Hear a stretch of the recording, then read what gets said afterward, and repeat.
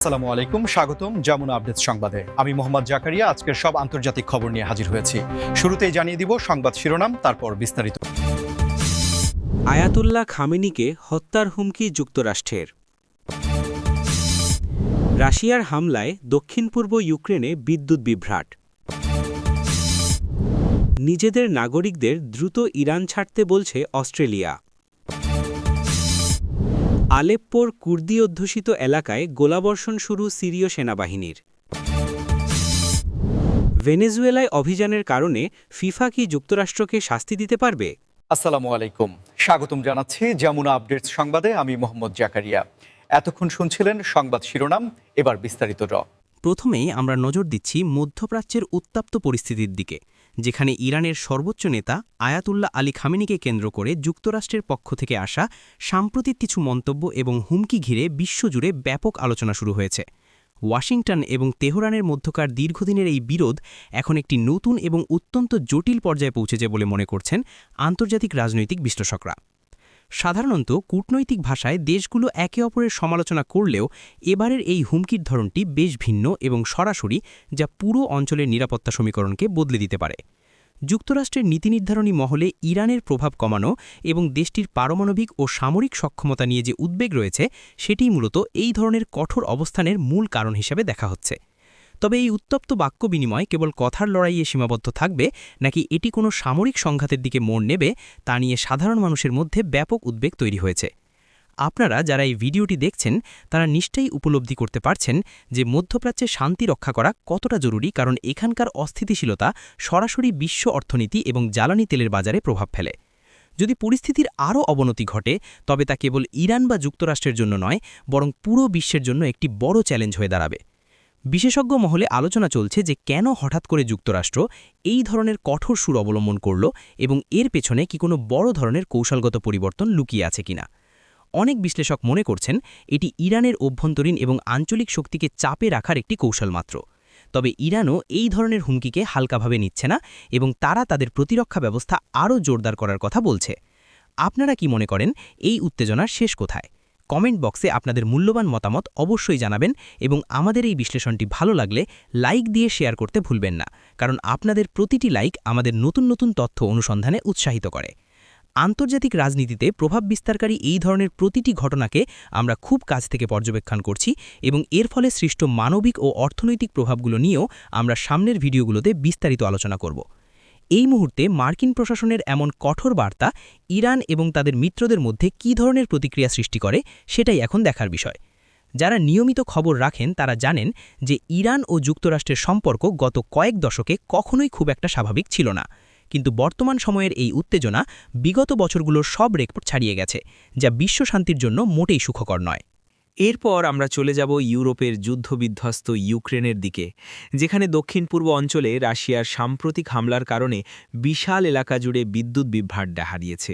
যুদ্ধের ভয়াবহতা কেবল রণক্ষেত্রেই সীমাবদ্ধ নেই, বরং এটি এখন সাধারণ মানুষের দৈনন্দিন জীবনকে চরম সংকটের মুখে ঠেলে দিচ্ছে।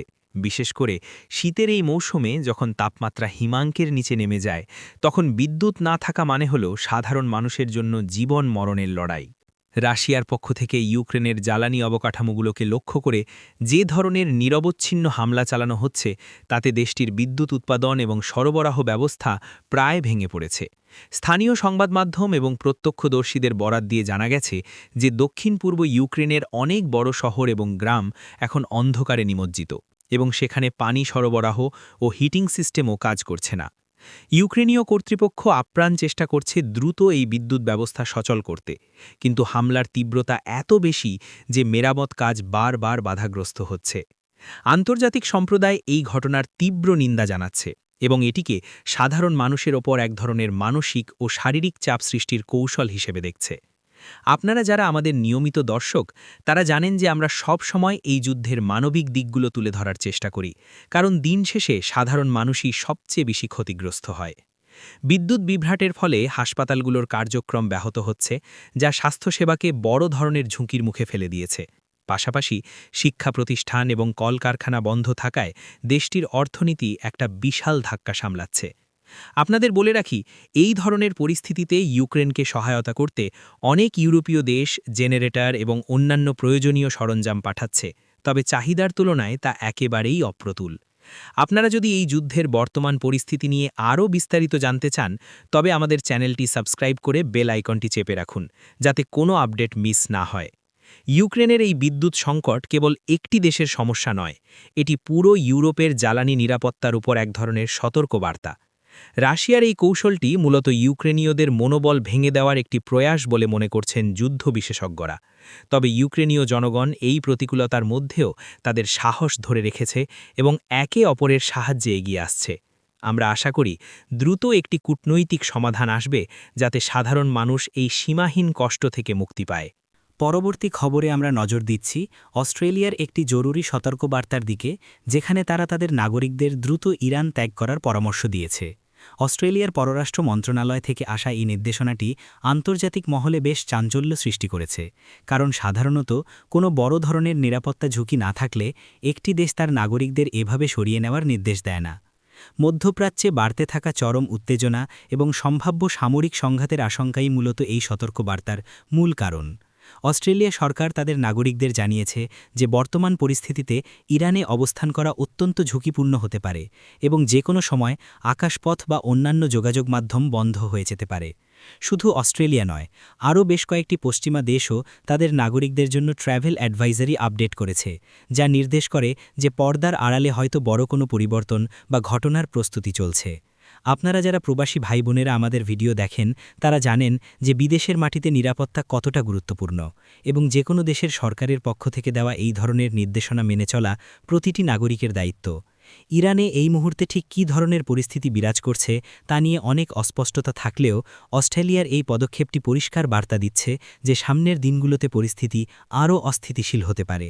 আমরা লক্ষ্য করেছি যে অতীতেও যখনই কোনো অঞ্চলে বড় ধরনের সংকট তৈরি হয়েছে, তখন এই ধরনের সতর্কবার্তা দেওয়া হয়েছে। আপনারা যদি এই বিষয়ে আরও কোনো সুনির্দিষ্ট তথ্য জানতে চান বা আপনাদের পরিচিত কেউ যদি সেখানে অবস্থান করে, তবে তাদের দ্রুত সরকারি নির্দেশ মেনে চলার অনুরোধ জানাবেন। একটি বিষয় খেয়াল রাখা প্রয়োজন যে কূটনৈতিক সম্পর্কের টানাপড়েন যখন চূড়ান্ত পর্যায়ে পৌঁছায়, তখন সাধারণ পর্যটক বা প্রবাসী কর্মীদের নিরাপত্তা নিশ্চিত করা কঠিন হয়ে পড়ে। আমাদের এই সংবাদটি শেয়ার করে অন্যদের সচেতন করার অনুরোধ রইল, কারণ সঠিক সময়ে সঠিক তথ্য একজনের জীবন বাঁচাতে পারে। আমরা নিয়মিতভাবে বিভিন্ন দেশের পররাষ্ট্র নীতি এবং তাদের ভ্রমণ নির্দেশিকাগুলোর ওপর নজর রাখছি, যাতে আপনাদের সঠিক তথ্য দিয়ে সাহায্য করতে পারি। অস্ট্রেলীয় সরকারের এই সিদ্ধান্তের ফলে অন্যান্য দেশও তাদের নাগরিকদের নিয়ে নতুন করে ভাবছে কিনা তা আমরা পরবর্তী আপডেটগুলোতে আপনাদের জানিয়ে দেব। সিরিয়ার উত্তরাঞ্চলীয় শহর আলেপ্পোতে আবারও শুরু হয়েছে ব্যাপক গোলাবর্ষণ এবং এবার সিরীয় সেনাবাহিনী কুর্দি অধ্যুষিত এলাকাগুলোকে লক্ষ্য করে তাদের অভিযান চালাচ্ছে। গত কয়েকদিন ধরেই আলেপ্পোর সীমান্তবর্তী এলাকাগুলোতে উত্তেজনা বিরাজ করছিল, কিন্তু সম্প্রতি সেনাবাহিনীর এই সরাসরি হামলা পরিস্থিতিকে আরও ঘোলাটে করে তুলেছে। আলেপ্পো শহরটি সিরিয়ার গৃহযুদ্ধের শুরু থেকেই একটি রণক্ষেত্র হিসেবে পরিচিত এবং এর নিয়ন্ত্রণ নিয়ে বিভিন্ন গোষ্ঠীর মধ্যে দীর্ঘ লড়াই চলে আসছে। কুর্দি বাহিনী, যারা সিরিয়ার বিশাল একটি অঞ্চল নিয়ন্ত্রণ করে আসছে, তাদের সাথে সিরীয় সরকারের এই নতুন করে শুরু হওয়া সংঘাত আঞ্চলিক স্থিতিশীলতাকে আবারও ঝুঁকির মুখে ফেলেছে। প্রত্যক্ষদর্শীরা জানিয়েছেন যে ভারী গোলার আঘাতে সাধারণ মানুষের জানমালের ব্যাপক ক্ষয়ক্ষতি হয়েছে এবং অনেক পরিবার প্রাণ ভয়ে এলাকা ছেড়ে নিরাপদ স্থানে আশ্রয় নিচ্ছে। সিরীয় সেনাবাহিনীর পক্ষ থেকে দাবি করা হচ্ছে যে তারা তাদের ভূখণ্ড পুনরুদ্ধারের অংশ হিসেবে এই অভিযান চালাচ্ছে, তবে মানবাধিকার সংস্থাগুলো সাধারণ মানুষের নিরাপত্তার বিষয়ে গভীর উদ্বেগ প্রকাশ করেছে। সিরিয়ার এই গৃহযুদ্ধ কয়েক দশক ধরে চলে আসলেও এর কোনো স্থায়ী সমাধান এখনও পরিলক্ষিত হচ্ছে না, বরং নতুন নতুন ফ্রন্টে যুদ্ধ ছড়িয়ে পড়ছে। আপনারা যারা ভূরাজনীতি নিয়ে আগ্রহী তারা জানেন যে সিরিয়ার এই সংঘাতে রাশিয়া, তুরস্ক এবং যুক্তরাষ্ট্রের মতো বড় শক্তিগুলোরও পরোক্ষ বা প্রত্যক্ষ প্রভাব রয়েছে। ফলে কুর্দিদের ওপর সিরীয় সেনাবাহিনীর এই আক্রমণ কেবল একটি স্থানীয় ঘটনা নয়, এর সাথে আন্তর্জাতিক রাজনীতির অনেক হিসেব নিকাশ জড়িত। এই ভিডিওটি যারা দেখছেন তাদের অনুরোধ করব কমেন্টে জানান যে আপনাদের মতে সিরিয়ার এই রক্তক্ষয়ী সংঘাত বন্ধের জন্য আন্তর্জাতিক সম্প্রদায়ের ভূমিকা কী হওয়া উচিত। সিরিয়ার সাধারণ মানুষ যারা বছরের পর বছর ধরে যুদ্ধের ভয়াবহতা সহ্য করে আসছে তাদের জন্য এই নতুন যুদ্ধ কেবল আরও দীর্ঘস্থায়ী কষ্টের বার্তা নিয়ে এসেছে। আমরা সবসময় নিরপেক্ষভাবে এই ধরনের ঘটনার প্রেক্ষাপট এবং ফলাফল আপনাদের সামনে তুলে ধরার চেষ্টা করি। যুদ্ধের সংবাদগুলো আমাদের মনকে বিষিয়ে দিলেও বাস্তবতাকে অস্বীকার করার উপায় নেই। আলেপ্পোর এই বর্তমান পরিস্থিতি সামনের দিনগুলোতে আরও ভয়াবহ রূপ নেয় নাকি কোনো যুদ্ধবিরতির মাধ্যমে শান্তি ফিরে আসে সেটিই এখন দেখার বিষয়। আমাদের সাথে যুক্ত থেকে এই সংবাদের পরবর্তী আপডেটগুলো নিয়মিত পান। সর্বশেষ আলোচনায় আমরা খেলাধুলা এবং রাজনীতির এক অদ্ভুত সংমিশ্রণ নিয়ে কথা বলবো, যেখানে প্রশ্ন উঠেছে যে ভেনেজুয়েলায় অভিযানের কারণে ফিফা কি যুক্তরাষ্ট্রকে কোনো ধরনের শাস্তি দিতে পারবে কিনা। সাধারণত আমরা জানি যে ফিফা একটি ফুটবল নিয়ন্ত্রক সংস্থা হিসেবে রাজনৈতিক বিষয়ে নিরপেক্ষ থাকার দাবি করে, কিন্তু অতীতে আমরা দেখেছি যে ইউক্রেনে হামলার কারণে রাশিয়াকে বিশ্বকাপ সহ সব ধরনের আন্তর্জাতিক ফুটবল থেকে নিষিদ্ধ করা হয়েছিল। সেই প্রেক্ষাপটেই এখন প্রশ্ন উঠছে যে যদি যুক্তরাষ্ট্র ভেনেজুয়েলায় কোনো ধরনের সামরিক অভিযান বা হস্তক্ষেপ করে, তবে ফিফা কি একই নীতি অনুসরণ করে যুক্তরাষ্ট্রের বিরুদ্ধে কোনো ব্যবস্থা নেবে? এটি একটি অত্যন্ত বিতর্কিত এবং জটিল প্রশ্ন, কারণ যুক্তরাষ্ট্রের সাথে ফিফার সম্পর্ক এবং বৈশ্বিক ফুটবলে যুক্তরাষ্ট্রের প্রভাব অত্যন্ত বেশি।